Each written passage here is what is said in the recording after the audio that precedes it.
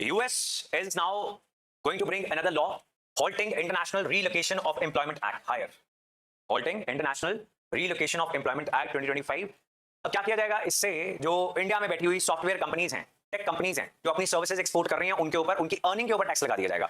अब tax cut के आएगा, तो अगर पहले 100 रुपए मिल रहे थे तो अब शायद 25 रुपए मान लेते हैं, टैक्स लग गया तो 75 आएगा।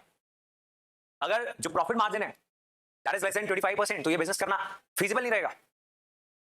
तो एक और एक्ट लेके आ रही है American government to stop the relocation of jobs to other countries.